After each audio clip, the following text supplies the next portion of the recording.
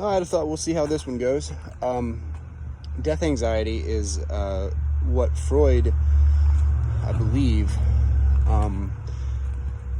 he said that death anxiety is why people are religious. It's because they're fundamentally, there's this deep-seated terror of one's own mortality. And as I've gotten older, I've come to, I think that that's something that people, when they're younger, that speaks pretty clearly to a person because they are scared of death. I think that as you get older, you become less afraid of death, and people might not be able to verbally put it into words as to what it is that's going on. But that's how it is with a lot of things.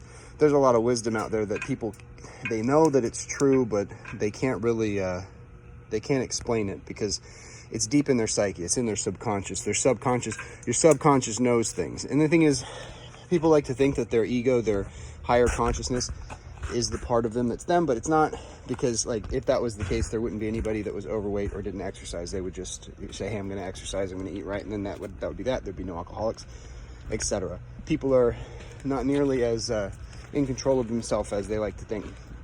But anyway, there is a deep-seated fear of death anxiety, obviously, but I think that there is a deeper recognition that you really are one with the universe. This was Jung's idea that consciousness probably arose several million years ago, and that deep in our subconscious there is that awareness. And that's why when people take psychedelics, they feel one with the universe and their death anxiety goes away. They're actually using psychedelics to do that, to help cancer patients deal with death anxiety.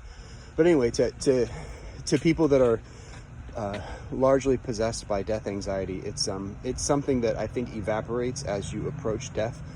Because I think as you approach death, your ego begins to dissolve. That's one of the things that Buddhists and other people that do meditation start to realize. They start to realize just how sort of insubstantial one's identity that they generally identify with is.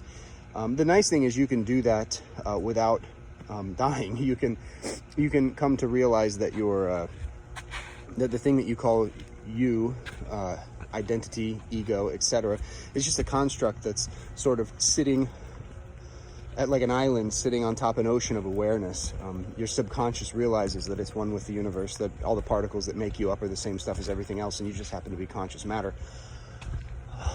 And I think being that that's the case, as your neurons begin to wink out, as you're passing away, in all likelihood, you become at peace. As your subconscious kind of comes to the fore and you realize, oh, that's what it really is. That's what reality, that's what I really was. This whole notion of an ego, of an individual that was, that I thought was me, really wasn't me. I really am the same thing as everything else. And in that sense, I'm not going anywhere. I'm just kind of changing forms. And I am actually waking up in the eyes of infants and children all around the world currently. Because that's the truth. I mean, conscious matter is what we are. We are the universe experiencing itself. And so death anxiety, fear of death, if that's something that you're worried about, you can continue to worry about it. That's fine. But it's probably the case that when the time comes, you're going to come to the realization that you shouldn't have been worried about it so much. Or that rather worrying about it so much, while practical in the short run, it's not the truth. And you come to terms with the truth and come to realize the truth as the lights start to wink out and as the darkness starts to come in at the corners.